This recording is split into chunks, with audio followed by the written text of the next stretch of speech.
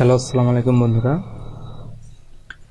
যারা সফল ফ্রিল্যান্সারের গ্রুপে রয়েছেন তাদেরকে আমি অনেক ভালোবাসা ও শুভেচ্ছা জানাই। আমি সেখানে বলেছিলাম যে সব বন্ধুরা ব্লগিং করে গুগল অ্যাডসেন্স থেকে ইনকাম করবেন। তাদের যদি ব্লগিং বিষয়ে কোনো হেল্প লাগে আমি তাদেরকে হেল্প করব। সো তাদের অনুরোধেই আজকে আমি এই ভিডিও ও আমার এই ওয়েবসাইটে ব্লগ সংক্রান্ত সকল পোস্ট এখানে পাবেন, আর এটা সম্পূর্ণ বিনামূল্যে পাবেন। আর আমি আপনাদেরকে এরকম একটি ওয়েবসাইট তৈরি করা পর্যন্ত যত প্রকার হেল্প লাগবে আমি সবগুলি করে দেখাবো।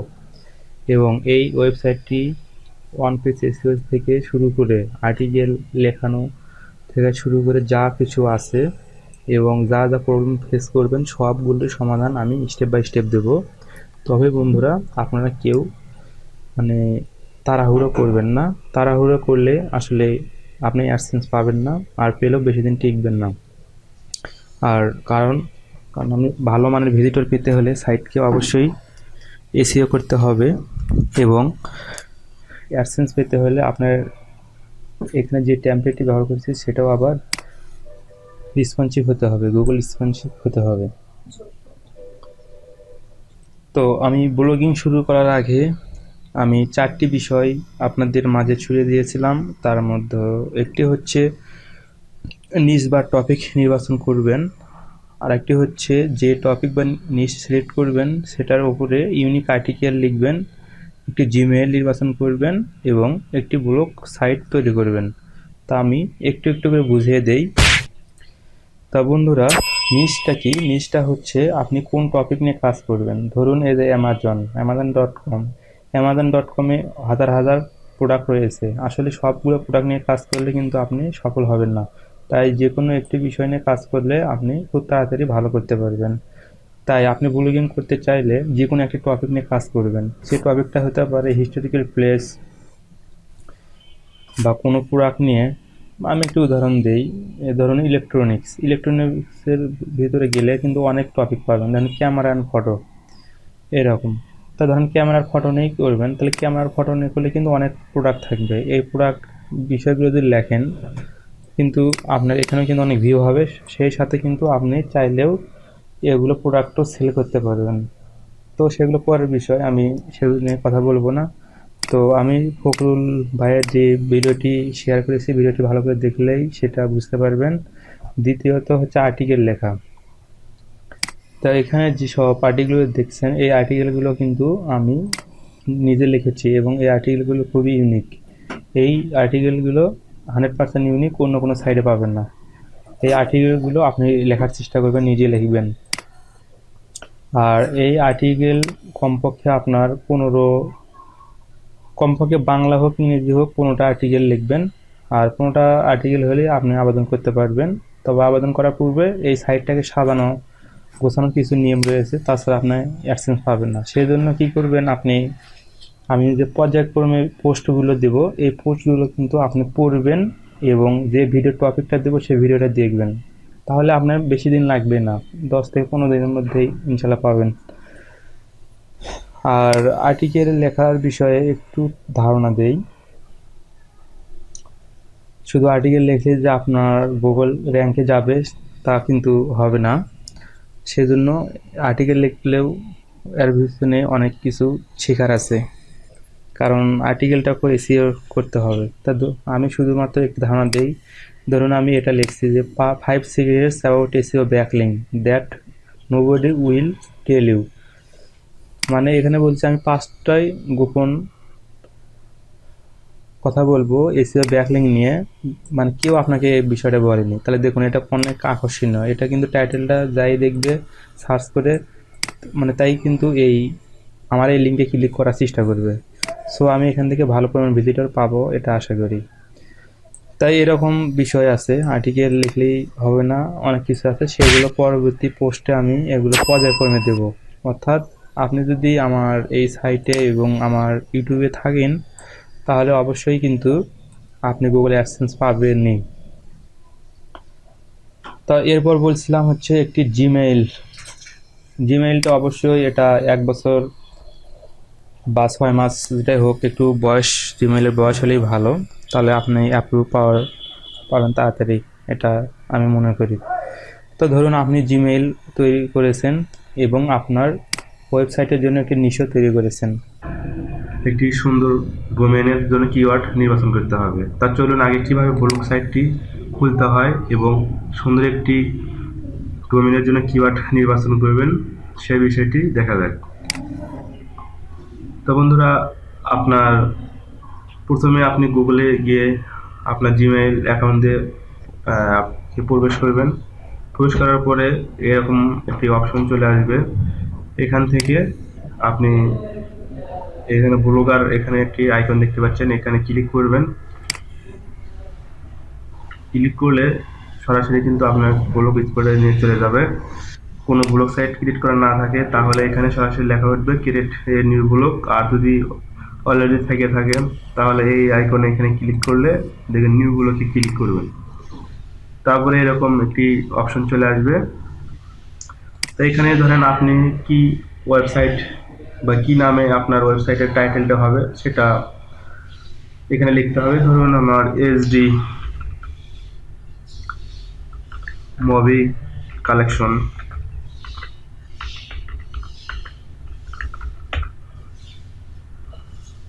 এটা হচ্ছে আমার ধরেন ব্লগারের টাইটেলটা। আর এখানে হচ্ছে আমার যে ডোমেইন নামটা বা আমার ডোমেইনের ইউআরএলটা হবে সেটা। যেমন আমি উদাহরণ দিই, যেমন আমার হচ্ছে এই ওয়েবসাইটটির নাম হচ্ছে মোবাইলস দোকান blogspot.com, ঠিক তেমনই একটি এখানে আমার অ্যাড্রেসটি দিতে হবে। তা এটা অবশ্যই সার্চ করতে হবে। সার্চ করে করে আপনি যাতে সঠিক কিওয়ার্ডটি আপনি নির্বাচন করতে পারেন, যাতে গুগলও আপনার সাইটে র্যাঙ্ক করতে খুব সহজ হয় এবং দর্শক এবং যারা আপনার ভিউয়ার্স রয়েছে তারা যাতে খুব সহজে সার্চ করলে গুগলে পেয়ে যায়। তাই এর জন্য কি করবেন, আপনি একটি গুগল অ্যাডওয়ার্ডে চলে যাবেন। এখানে গিয়ে আপনার এখানে জিমেইলে প্রবেশ করবেন। প্রবেশ করার পরে ঠিক এরকম কিওয়ার্ড চলে আসবে। এটা হচ্ছে আপনার গুগল কিওয়ার্ড প্ল্যানার, অথবা আপনি গুগলে গিয়ে সার্চ করবেন কিওয়ার্ড প্ল্যানার লিখে, কিওয়ার্ড প্ল্যানার লিখে সার্চ করবেন।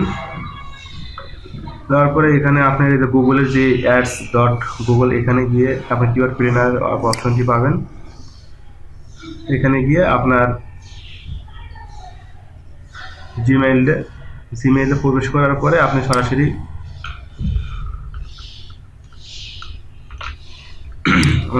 এরকম ব্যাকএন্ডে প্রবেশ করতে পারবেন।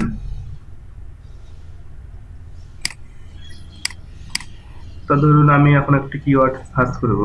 তাই এখানে কিওয়ার্ড সার্চ করার জন্য আপনার এরকম ডিসপ্লে হলে আপনি এখানে আইকনে ক্লিক দেবেন। ক্লিক দেওয়ার পরে এখানে দেখুন লেখা আছে বাংলাদেশ, কিন্তু এটা হচ্ছে শুধুমাত্র বাংলাদেশের সার্চ র্যাঙ্ক দেখাবে। তা আমি চাই না, আমি ওয়ার্ল্ড ওয়াইড সার্চ র্যাঙ্ক দেখতে চাই। এর জন্য বাংলাদেশে ক্লিক করব। ক্লিক করার পরে এখানে দেখুন কান্ট্রি বাংলাদেশ, এখানে এটা ক্রস করে দেবো। দেওয়ার পর সেভ করব, তাহলে এটা গোলপালা হয়ে যাবে, অর্থাৎ অল লোকেশনে ধরবে। তা ধরুন আমি এইচডি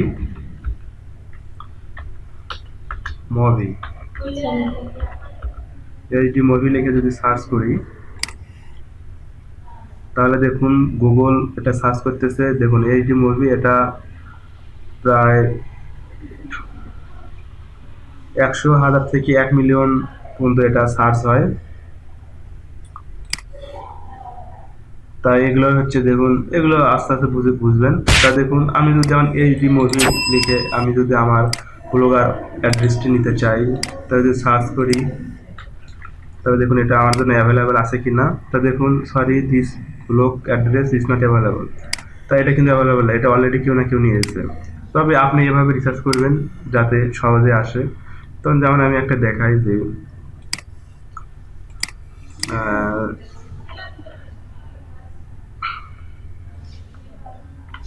হচ্ছে সিনেমা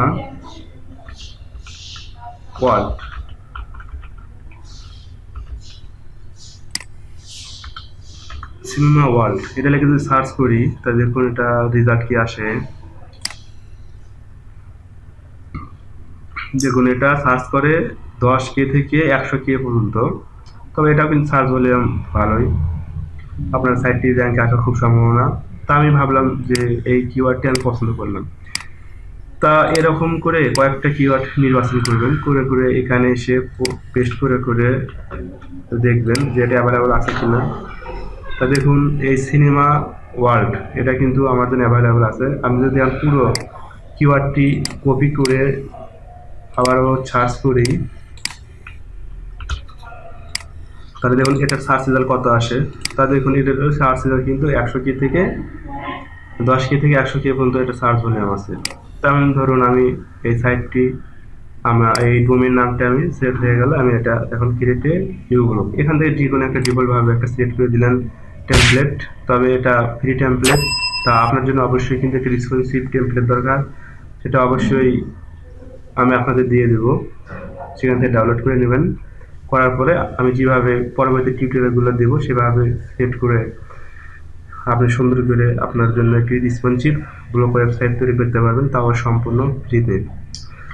তো এখানে ক্রিয়েট এ ব্লগ। তা বন্ধুরা আমার কিন্তু ব্লগটি তৈরি হয়ে গেল। এটা যদি আমি একটা ভিউ করে দেখি তাহলে দেখুন কি রকম আসে। তা দেখুন এই যে মুভি কালেকশন, তাই এটা যেরকম টেমপ্লেট ছিল সেই টেমপ্লেটে এটা এরকম চলে আসছে, যেমন সিনেমা ওয়ার্ল্ড।